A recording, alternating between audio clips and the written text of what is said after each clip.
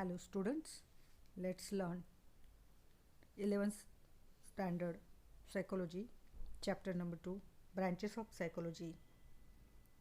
In the last chapter, we understood the history of psychology and its main goals in brief. Let us now take an in-depth look at the different branches of theoretical psychology. First branch is developmental psychology. Developmental psychology studies changes in behavior from conception of death. गर्भधारणा झाल्यापासून ते मृत्यूपर्यंत व्यक्तीच्या वर्तनातील होणाऱ्या बदलांचा अभ्यास वैकासिक मानसशास्त्रामध्ये केला जातो. Developmental psychology is the scientific study of how and Y human being change over the course of their life. It aims to explain how thinking, feeling and behavior changes throughout life. व्यक्ती त्यांच्या संपूर्ण आयुष्याच्या कालावधीत का व कसे how and Y कसे बदलत जाते याचा अभ्यास वैकासिक मानसशास्त्रामध्ये शास्त्रोक्त पद्धतीने केला जातो. व्यक्तीचे विचार, भावना, वर्तन संपूर्ण आयुष्याच्या कालावधीत कसे बदलत जातात याचे स्पष्टीकरण करणे हे या शाखेचे मेन एम आहे, मुख्य ध्येय आहे की it aims to explain how thinking, feeling and behaviour changes throughout life. A developmental psychology may study a specific period of life such as a childhood, adolescence, adulthood and old age. वैकासिक मानसशास्त्रामध्ये आयुष्याच्या वेगवेगळ्या टप्प्यांचा अभ्यास केला जातो. For example, childhood बाल्यावस्था, ॲडोलेसन्स पौगंडावस्था, ॲडल्टहुड प्रौढावस्था and old age वृद्धावस्था. दिस field examine changes across three major dimensions: physical development, cognitive development and social development.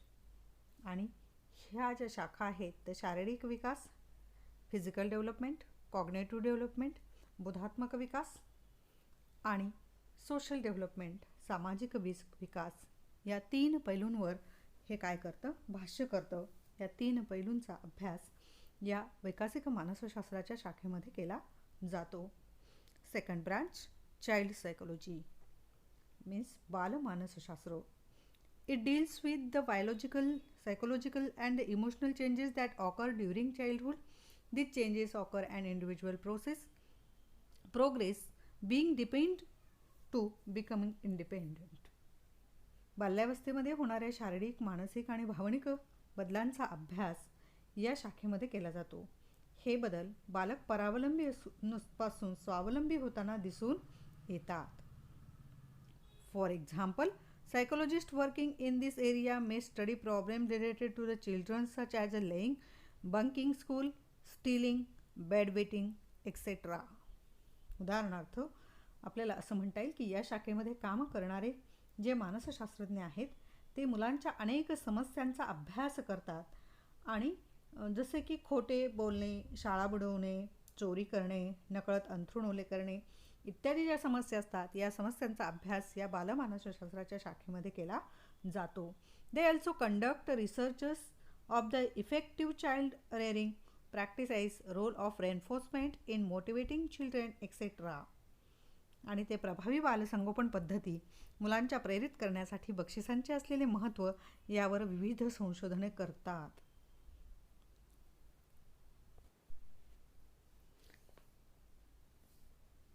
Number third, social psychology. We spend much of our life in presence of other people with whom we interact in a variety of ways and in different settings. Social psychology studies how an individual influences other and get influenced by other. आपण आपल्या आयुष्याच्या बहुतांश काळ हा इतरांसोबत घालत असतो. कारण का तर मानव हा समाजशील प्राणी आहे. तो फार तर फार अर्धा ते पाऊण तास एकटा राहू शकतो, त्याच्यापेक्षा तो काही जास्त वेळ एकटा राहू शकत नाही. तशाच पद्धतीने इतरांबरोबर आपण वेगवेगळ्या वेळी वेगवेगळ्या वातावरणामध्ये कसे असतो, संवाद साधत असतो, इंटरॅक्ट करत असतो. Social psychology studies how and individual influences other get influenced by others. आणि सामाजिक मानसशास्त्रामध्ये आपला इतरांच्या वर्तनावर व इतरांचा आपल्या वर्तनावर काय परिणाम होतो, बिहेवियरल चेंजेस काय होतात, याचा अभ्यास या सामाजिक मानसशास्त्रामध्ये केला जातो. Meyer social psychologist refers to the scientific study of how an individual behavior in affect by other. मायर यांच्या मते आपल्या वर्तनावर इतरांचा होणारा प्रभाव यांचा वैज्ञानिक अभ्यास म्हणजे सामाजिक मानसशास्त्र. सामाजिक मानसशास्त्रामध्ये कशा कशाचा अभ्यास केला जातो, तर the primary focus of psychology is on the understanding how individual are affected by others. आणि कशा पद्धतीने लोकांचा त्याच्यावर प्रभाव पडतो हे मानसशास्त्राच्या या शाखेमध्ये त्याचा अभ्यास केला जातो. म्हणजेच सामाजिक मानसशास्त्रामध्ये गटातील सहकार्य किंवा स्पर्धा, व्यक्तींची वृत्ती, पूर्वग्रह, मैत्रीभाव व नेतृत्व गुण इत्यादींचा अभ्यास केला जातो. In primary focus of social psychology is on understanding how the individual are affected by others and social psychology examine issues such as a cooperation, सहकार्य, कॉन्फ्लिक्ट, संघर्ष विदिन ग्रुप्स. म्हणजे वेगवेगळ्या ग्रुप्समध्ये जो असणारा संघर्ष असेल तो संघर्ष आहे. Attitudes, prejudices, friendliness or leadership qualities and individual. आणि नेतृत्व गुण, व्यक्तीच्या अंगी असणाऱ्या, सहकार्य असणाऱ्या, स्पर्धा, या सगळ्यांचा अभ्यास या सामाजिक मानसशास्त्रामध्ये केला जातो. आता इथे एखादं एक्झाम्पल तुम्हाला दिलं जाईल की गटातील सहकार्य, स्पर्धा, व्यक्तीची वृत्ती, पूर्वग्रह, मैत्री व नेतृत्व गुण या इत्यादींचा अभ्यास मानसशास्त्राच्या कोणत्या शाखेमध्ये केला जातो, असा प्रश्न तुम्हाला विचारला जाऊ शकतो. तर आन्सर इज सोशल सायकोलॉजी, सामाजिक मानसशास्त्र. Fourth number branches cognitive psychology means बोधात्मक मानसशास्त्र. Cognitive psychology focus on higher mental process such as a thinking, reasoning and the decision making. बोधात्मक मानसशास्त्रामध्ये विचार करणे, तर्क करणे आणि निर्णय घेणे अशा उच्च मानसिक प्रक्रियांचा अभ्यास केला जातो. बोध म्हणजे काय, तर जाणीव. व्यक्तीला जाणीव होते. बोध होणे म्हणजे काय, जाणीव होणे. आणि बोधात्मक मानसशास्त्रामध्ये कशाचा अभ्यास केला जातो, तो विचार करणे, तर्क करणे आणि निर्णय घेणे या उच्च मानसिक प्रक्रियांचा अभ्यास त्याच्यामध्ये काय केला जातो. It is concerned with the study of attention, perception, language development, thinking, memory and problem solving. Some of the topics of the research in this field could be how does memory disruption occur. आता याच्या व्यतिरिक्त attention, अवधान, perception, संवेदन, language, भाषा, developmental thinking, वैकासिक विचार, memory, Smriti and problem solving, समस्या परिहार किंवा समस्या सोडवणे इत्यादींचा अभ्यास या शास्त्रामध्ये केला जातो. इथेही तुम्हाला असाच प्रश्न विचारला जाऊ शकतो की विचार करणे, तर्क करणे, निर्णय घेणे या उच्च मानसिक प्रक्रियांचा अभ्यास कोणत्या शास्त्रामध्ये केला जातो.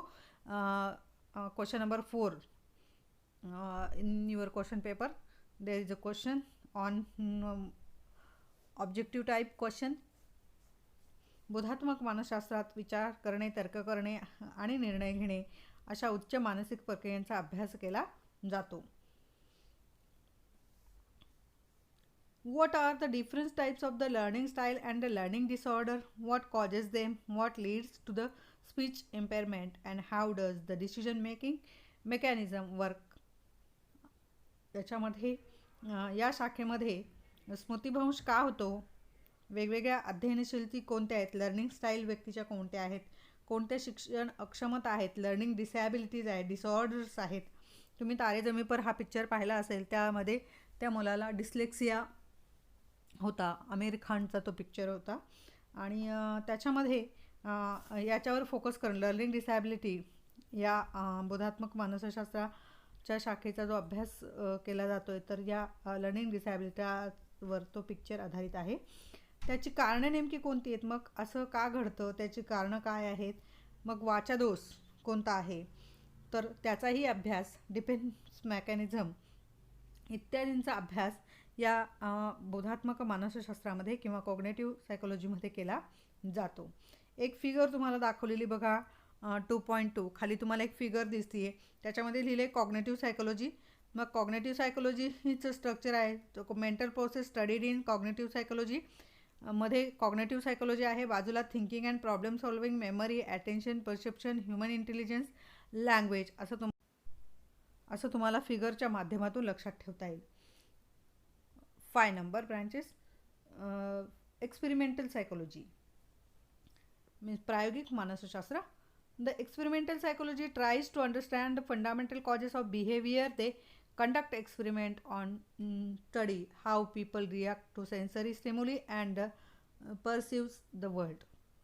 प्रायोगिक मानसशास्त्रामध्ये हे वर्तनाचे मूलभूत कारणे जाणून घेण्याचा प्रयत्न करतात आणि व्यक्तिवेधक उद्दीपकांना कशा प्रतिक्रिया देतात व जगाचे आकलन व्यक्ती कशा करतात याबद्दल काय केलं जातं, संशोधन केलं जातं. प्रयोग म्हणजे काय तर नियंत्रित वातावरणात केलेले निरीक्षण. प्रयोगशाळेमध्ये तुम्ही प्रयोग करता, मग फिजिक्स असतील, बायोलॉजी असेल, तुमचं केमिस्ट्री असेल, तर तिथं प्रयोगशाळेमध्ये प्रयोग केले जातात, नियंत्रित वातावरणात केले जातात. आणि प्रयोग म्हणजे काय तर नियंत्रित वातावरणामध्ये केलेली कृती. आता experimental psychology studies how people learn and remember, reason and respond emotionally. व्यक्ती कशा शिकतात, व्यक्ती कशा साठवतात, व्यक्ती स्मृतीत कसं ठेवतात, अशा कशा भावनिक तर्क आणि प्रतिक्रिया देतात यावर प्रायोगिक मानसशास्त्र काय करतं, अभ्यास करतं. It deals with such a problem as a sensation, perception, learning and memory. आणि याच्यामध्ये वेदन, संवेदन, अध्ययन आणि स्मृती या समस्या नेमक्या कशा हाताळाव्यात याचा अभ्यास याच्यामध्ये केला जातो, किंवा या समस्या कशा पद्धतीने त्यांचं आपल्याला सॉल्व करता येतं किंवा प्रॉब्लेम सॉल्विंग करता येतं याचा अभ्यास या मानसशास्त्राच्या शाखेमध्ये केला जातो. The method of investigation in the field is that the laboratory experiment. आणि या सगळ्या समस्यांची उकल जी आहे ती प्रयोगशाळेत मानवी वर्तनाचा अभ्यास करून करतात. Ivan Pavlov conducted experiment on classical condition thinking dog as his subject. आता प्रायोगिक मानसशास्त्रामध्ये हे प्रयोग केला होता इव्हान पॅव्लॉव यांनी, आणि अभिजात अभिसंधानावर तो प्रयोग केला होता, क्लासिकल कंडिशनिंगवर तो प्रयोग केला होता. आणि उद्दीपक आणि प्रतिक्रिया, स्टिम्युलस आणि रिस्पॉन्स याच्यामध्ये असोसिएशन कशा पद्धतीचं असतं, साहचर्य कशा पद्धतीचं असतं याचा अभ्यास या प्रायोगिक मानसशास्त्रामध्ये इव्हान पॅव्लॉव यांनी केलेला होता. आणि कुत्र्याच्या अन्ननलिकेला त्यांनी छेद दिलेला होता आणि तिथं एक परीक्षा टाकलेली, टेस्ट ट्यूब टाकलेलं होतं, आणि एक त्या नळीचं टोक चंचुपात्रामध्ये लाळ जमा होईल अशा पद्धतीने त्या कुत्र्याच्या अन्ननलिकेला छेद देण्यात आला होता. आणि तशा पद्धतीचे लाळ कुत्र्याने अन्नाला पाहून दिलेला जो प्रतिसाद आहे, घंटानाद आणि अन्न याच्यामध्ये कशा पद्धतीने साहचर्य प्रस्थापित केलं, हा प्रयोग इव्हान पॅव्लॉव यांनी केलेला आहे. 6 number abnormal psychology. Abnormal psychology is the branches of the psychology that studies the unusual pattern of behaviour, emotions and thinkings. अपसामान्य मानसशास्त्र ही शाखा, ॲबनॉर्मल सायकोलॉजी ही ब्रँच जी आहे तर त्याच्यामध्ये studies unusual pattern of behaviour, वर्तन, भावना आणि विचार या ज्या गोष्टी आहेत, बिहेवियर, इमोशन्स अँड थिंकिंग याचा अभ्यास याच्यामध्ये केला जातो. It aims to study the causes and factor the leading to abnormal reactions. आणि याच्यामध्ये कशाचा अभ्यास केला जातो की प्रमुख त्याचं ध्येय नेमकं काय असतं, तर वर्तनाची कारणं नेमकी काय आहेत, अपसामान्य वर्तनाची कारणं काय आहेत, आणि त्यासाठी कारणीभूत ठरणारे कॉजेस म्हणजे कारणं कुठली आहेत, आणि फॅक्टर म्हणजे घटक कुठले आहेत याचा अभ्यास या ॲबनॉर्मल सायकोलॉजीमध्ये केला जातो. फॉर एक्झाम्पल, उदाहरण जर द्यायचं झालं, excessive suspiciousness, extreme mood swing, present objective under situation which are not real, mental retardation, extreme fear of object, animals or situation etcetera. याच्यामध्ये सस्पिशियस असते व्यक्ती म्हणजे संशयी असते, एक्स्ट्रीम मूड स्विंग असते म्हणजे तिला वेगवेगळ्या प्रकारचे भास होतात, प्रिसिच्युएशन objects in situation which are not real, mental retardation मतिमंदत्व, एखादी गोष्ट जी आहे which situation which are not the real, mental retardation, extreme fear of object, एखाद्या वस्तूबद्दलची खूप सारी मोठ्या प्रमाणामध्ये भीती असणे, भय असणे याचा अभ्यास या मानसशास्त्राच्या अपसामान्य मानसशास्त्र या शाखेमध्ये केला जातो. Remaining parts in next video. Please like, share and subscribe this channel.